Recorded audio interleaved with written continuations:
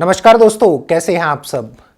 कई सारे लोगों के सवाल होते हैं कि आखिर एक महिला को सेक्शन 125 के तहत किन किन आधारों पर गुजारा भत्ता दिया जा सकता है, मेंटेनेंस दिया जा सकता है। और इसके अलावा और भी बहुत सारे क्वेश्चंस पूछे गए हैं, जैसे एक तरफा तलाक लेने के बाद भी महिला गुजारा भत्ता ले सकती है या फिर कौन सी महिलाएं गुजारा भत्ते के हकदार होती हैं।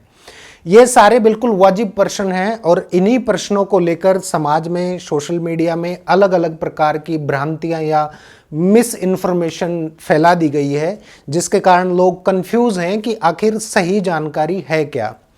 कई सारे लोग केवल कुछ लाइक और फॉलोवर्स बटोरने के चक्कर में कानूनी फैक्ट्स को तोड़ मरोड़ कर पेश करते हैं। कंटेंट को और ज़्यादा सेंसेशनल बनाने के लिए और ज़्यादा से ज़्यादा ऑडियंस बटोरने के लिए पता नहीं किस किस तरीके से लीगल फैक्ट्स को रिप्रेजेंट किया जाता है और उस इंफॉर्मेशन को इतना कॉम्प्लिकेटेड कर देते हैं कि लोगों को वो बात समझ ही नहीं आती।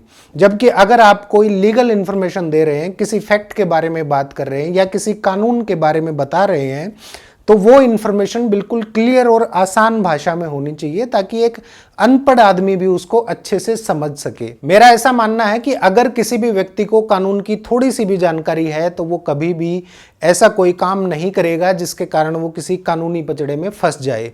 यहाँ मैं आदतन अपराधियों की बात नहीं कर रहा हूँ, बल्कि उन लोगों की बात कर रहा हूँ जिनको इस लीगल सिस्टम की समझ नहीं है, कानूनों के बारे में जिनको जानकारी नहीं है, जिसके कारण वो हर जगह ठगे जाते हैं।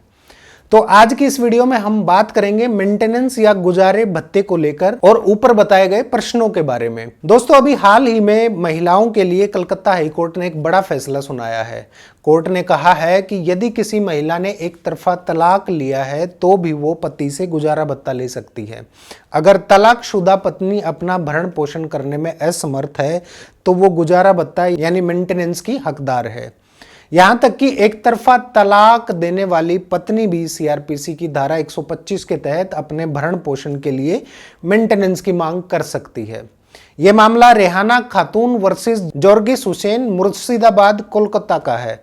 यह एक तरफा तलाक लेने वाली रेहाना खातून ने गुजारा भत्ते के लिए याचिका डाली थी, लेकिन अतिरिक्त स्तर न्यायाधीश 5वीं अदालत ने महिला की याचिका खारिज कर दी। सेशन कोर्ट ने इस याचिका को यह कहते हुए खारिज कर दिया था कि याची ने खुद ही अपने पति से एक तरफा तलाक लिया है, इसलिए उसे भरण पोषण के लिए बेसहारा नहीं माना जा सकता। उसने अपने पति की खुद उपेक्षा की थी, इसलिए याचिका भरण पोषण के लिए किया गया दावा गलत है। इस मामले में जज ने यह भी कहा कि हमें ऐसा कोई सबूत नहीं मिला कि याची के साथ उसके पति द्वारा कोई हिंसा या अत्याचार किया गया हो। सुप्रीम कोर्ट ने इस केस में कई फैक्ट्स को कंसीडर करते हुए कहा कि कानून कहता है कि यदि पत्नी अपनी गुजर बसर करने में असमर्थ है तो वो गुजारे भत्ते की हकदार है और तब तक गुजारे भत्ते की हकदार रहेगी जब तक कि उसका पुनर्विवाह नहीं हो जाता। सीआरपीसी की धारा 125 पत्नी, संतान और माता पिता के भरण पोषण यानी गुजारा भत्ते के अधिकार के बारे में बताती है। सेक्शन 125 में यह भी बताया गया है कि किन परिस्थितियों में गुजारा भत्ता दिया जाना है और कब नहीं दिया जा सकता। इसे अंग्रेजी में मेंटेनेंस कहते हैं, हिंदी में भरण पोषण कहते हैं और आम भाषा में गुजारा भत्ता कहते हैं। ज्यादातर इस धारा का प्रयोग तलाक के केस में होता है। धारा 125 के तहत पत्नी अपने पति से गुजारे भत्ते की मांग कर सकती है। यदि पत्नी अपना भरण पोषण करने में असमर्थ है तो वो इस धारा के तहत केस करके गुजारा भत्ता मांगती है। धारा 125 के तहत बताया गया है कि यदि कोई पर्याप्त साधन वाला व्यक्ति है तो उसे अपने आश्रित माता पिता, संतान, पत्नी, बेशक वो तलाकशुदा ही क्यों ना हो, उसको गुजारा भत्ता देना होगा और ऐसे सक्षम व्यक्ति को मजिस्ट्रेट गुजारा भत्ता देने के लिए आदेश देते हैं। गुजारा भत्ता कितना होगा ये मजिस्ट्रेट के विवेकाधिकार पर निर्भर करता है, जो कि गुजारा भत्ता मांगने वाले की जरूरत के अनुसार निर्धारित किया जा सकता है। अब बात आती है कि कौन कौन हकदार हैं गुजारा भत्ता पाने के। गुजारा भत्ता किन परिस्थितियों में और किसको मिल सकता है, इसके बारे में भी सेक्शन 125 में डिटेल में बताया गया है। ऐसी पत्नी या संतान को जो अपना भरण पोषण करने में असमर्थ हो, ऐसी संतान जो अवयस्क हो, चाहे विवाहित हो या अविवाहित हो, लेकिन इसमें समर्थ विवाहित पुत्री नहीं आती, जो सक्षम है बेटी जिसकी शादी कर दी गई है वो नहीं आती। ऐसी वयस्क पुत्री जिसका पति पर्याप्त ना कमाता हो या अक्षम हो।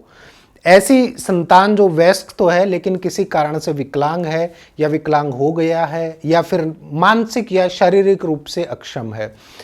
अब अगला प्रश्न आता है कि किसे नहीं मिल सकता गुजारा भत्ता? ऐसी पत्नी जिसने तलाक के बाद पुनर्विवाह कर लिया हो, ऐसी पत्नी जो अपनी सहमति से अलग रहती हो, ऐसी पत्नी जो जारता यानी अवैध संबंध में हो, या फिर ऐसी पत्नी जो बिना पर्याप्त कारण के पति के साथ रहने से इनकार करती हो। ये वो ग्राउंड्स हैं जिनके तहत पत्नी गुजारा भत्ते के अधिकारी नहीं होती है। अभी मैंने जिस केस का उदाहरण दिया था उस केस में कोर्ट ने यह फैसला दिया कि ऐसी पत्नी भी गुजारा भत्ते की अधिकारी है जिसने अपने पति को एक तरफा तलाक दिया है। ऐसे में लोअर कोर्ट का फैसला सुप्रीम कोर्ट ने इसलिए खारिज किया क्योंकि एक तरफा तलाक के भी कुछ आधार होते हैं।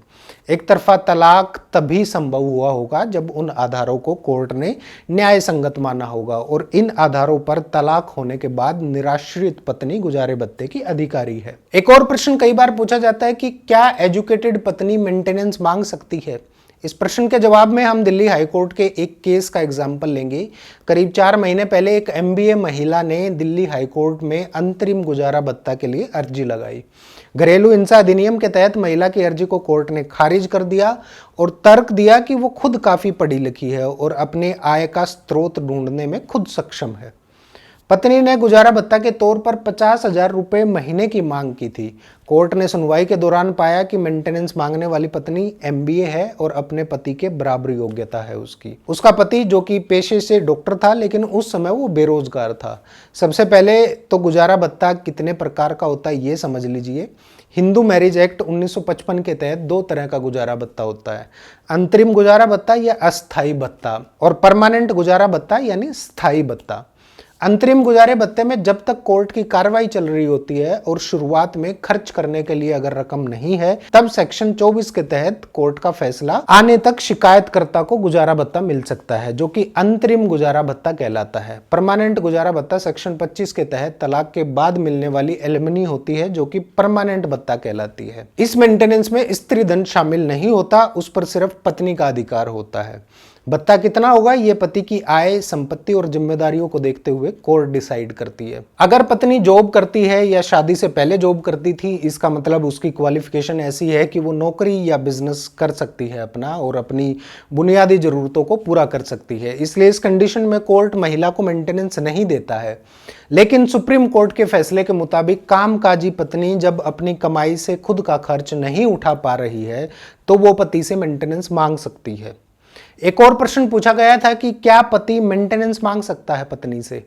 हिंदू मैरिज एक्ट 1955 के अनुसार पति और पत्नी दोनों एक दूसरे से मेंटेनेंस की डिमांड कर सकते हैं।